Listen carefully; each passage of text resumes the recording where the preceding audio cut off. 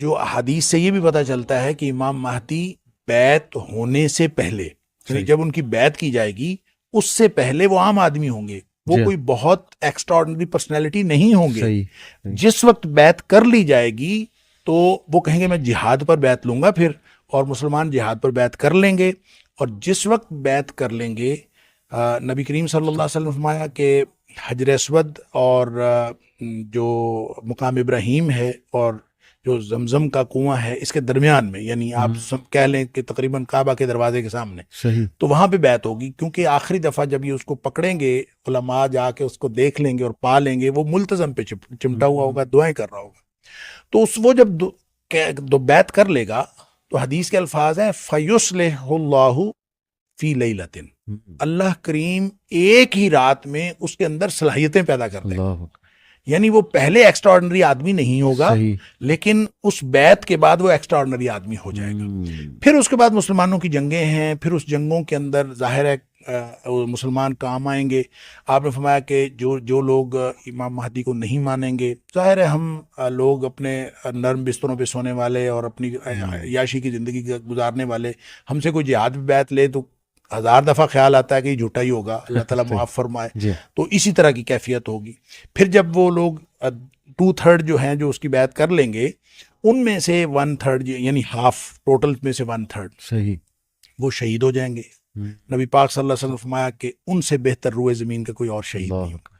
پھر جو ان میں سے بچ جائیں گے وہ اہل ایمان ایسے ہوں گے کہ ان کے ایمان کو کوئی اور چیز پھر ڈگمگا نہیں سکے گی، تو ان پر پھر دجال آئے گا، پھر دجال کے ساتھ اس کی لڑائی، اور پھر حضرت عیسیٰ علیہ السلام کا جو نزول، اور پھر یہ ساری چیزیں، یعنی سیکوینس یہ بنتا ہے۔ اس لیے جو لوگ ریلیٹ کرتے ہیں، جو آپ نے سوال کیا ان ماڈرن چیزوں کو، تو ماحول کے اعتبار سے ریلیٹ کرنا اس میں کوئی حرج نہیں ہے، کیونکہ یہ دجالیت کا ماحول ہے۔ یہ کہہ دینا کہ یہ دجال کے لیے ماحول تیار ہو رہا ہے درست ہے، یہ کہہ دینا کہ یہ چیز بھی اس دجالیت کے ماحول کے لیے یہ دجالی تہذیب کی ہے، ہو سکتا ہے، کیونکہ ہر چیز کے اندر دجالیت آہستہ آہستہ بڑھتی جا رہی ہے۔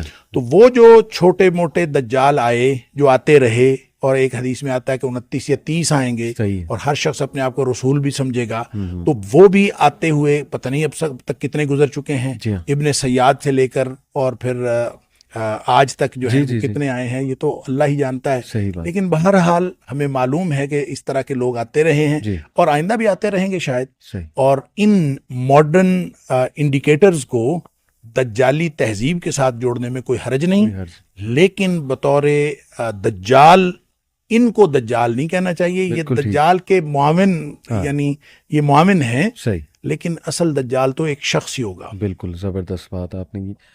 ایک بات میرے ذہن میں آ رہی تھی کہ دجال کے بارے میں آتا ہے کہ سب سے پہلے وہ یہ دعویٰ کرے گا کہ وہ حضرت عیسیٰ ہے، مسیحا ہونے کا دعویٰ کرے گا، اور پھر خدائی کا دعویٰ کر دے گا۔ بات درست ہے، بلکہ ایک خواب بھی دیکھا اللہ کے نبی صلی اللہ علیہ وسلم نے کہ وہ طواف کر رہے ہیں، حضرت عیسیٰ طواف کر رہے ہیں اور ان کے پانی گر رہا ہے بالوں سے، دجال ان کے پیچھے پیچھے ہے۔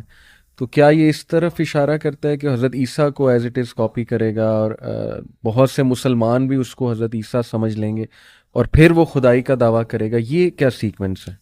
اچھا، ہو سکتا ہے ایسا ہو۔ اصل میں چونکہ اس نے دھوکہ ہی دینا ہے، تو دھوکہ دینے کے لیے مجھے یوں لگتا ہے کہ اس میں بھی تھوڑا سا، واللہ عالم، مجھے یوں لگتا ہے اس میں بھی تھوڑا سا ارتقاء ہوگا۔ اچھا، یعنی تھوڑی سی ایک، ایسا نہیں ہے کہ دجال پہلے دن ہی جب ظاہر ہوگا تو وہ اس وقت وہ ساری کی ساری اپنی صلاحیتیں جو ہیں وہ اسی وقت اس کو ڈیمونسٹریٹ کر دے گا۔ مجھے لگتا ہے کہ اس میں بھی تھوڑا سا نا ایک گریجولی وہ آگے بڑھے گا۔ صحیح۔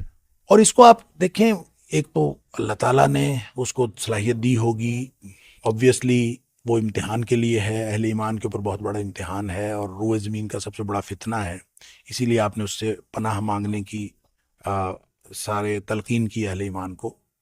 لیکن جو اصل بات ہے کہ وہ آپ دیکھیں نا پریکٹیکلی، جیسے آپ نے فرمایا کہ میٹاورس میں چپ جو ہے وہ کسی اور میں ڈال دیں تو وہ اس کے ساتھ، آپ ذرا یہ دیکھیں کہ ایک آدمی آیا ہے اور وہ دھوکے باز ہے، دنیا کا سب سے بڑا دھوکے باز۔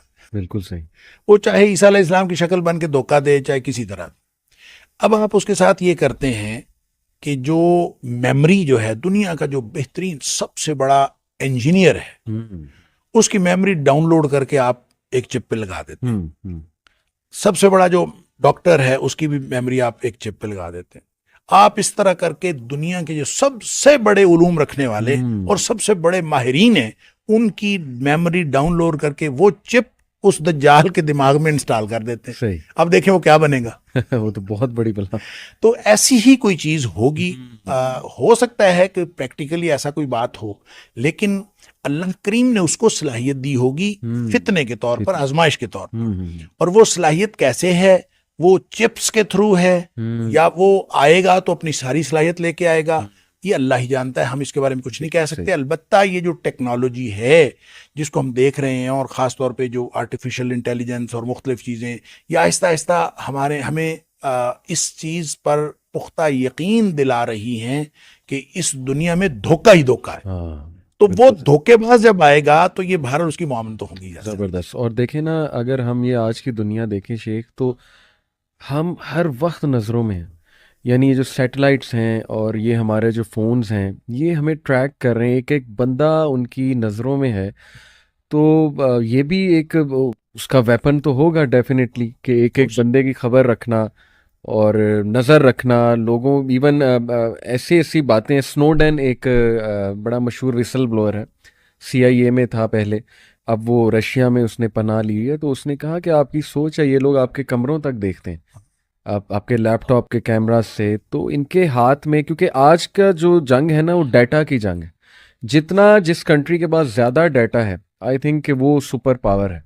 तो डाटा देखें, सारा ये जमा कर रहे हैं लोगों के बारे में। और हम समझते हैं फेसबुक फ्री है, व्हाट्सएप फ्री है, फ्री तो है, लेकिन उसके बदले वो हमसे क्या क्या ले रहे हैं। एक एक इंफॉर्मेशन मेरी, मैं कहाँ जाता हूँ मैं ट्रैक हो रहा हूँ, मेरी लोकेशन सारी ट्रैक हो रही है।